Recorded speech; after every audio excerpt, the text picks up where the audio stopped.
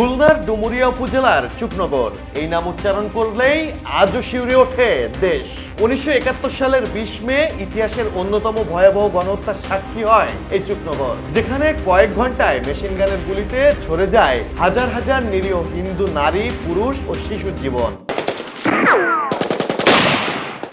71-এ পাকিস্তানি সেনাবাহিনীর প্রধান টার্গেট ছিল হিন্দু জনগোষ্ঠী। নির্যাতন থেকে বাঁচতে খুলনা, বাগেরহাট, বরিশাল, ফরিদপুর, রামপাল, মোড়েলগঞ্জ, শরণখোলা, মোংলা, দাকব, বটিয়াঘাটা ও চালনা সহ আশপাশের এলাকা থেকে লাখো মানুষ এসে আশ্রয় নেয় চুকনগরে। উদ্দেশ্য ছিল সাতক্ষীরা সীমান্ত দিয়ে ভারতে পাড়ি দেওয়া।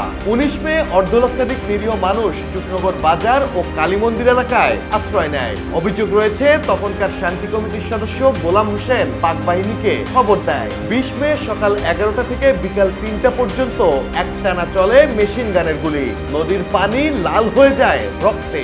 আজও নির্দিষ্ট সংখ্যা জানা না গেলেও ধারণা করা হয় সেদিনের গণহত্যায় নিহতের সংখ্যা 12,000-এরও বেশি।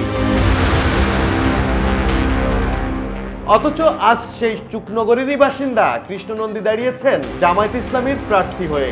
যে দল 71-এর গণহত্যার সহযোগী হিসেবে অভিযুক্ত, নির্লজ্জের মতো সেই দলের দাড়িপাল্লা প্রতীকেই লড়ছেন কৃষ্ণনন্দী। গণহত্যাকারী জামায়াতের পাল্লায় চাইছেন ভোট। এতে ক্ষোভে ফুঁসছেন সনাতনী সম্প্রদায়ের মানুষ। অনেকেই বলছেন কৃষ্ণনন্দী একবিংশ শতাব্দীর সেরা মির্জাফর। শহীদের রক্তের উপর দাঁড়িয়ে তিনি হাত মিলিয়েছেন সেই দলের সঙ্গে যাদের ভূমিকার কারণেই চুকনগর রক্তে ছিল।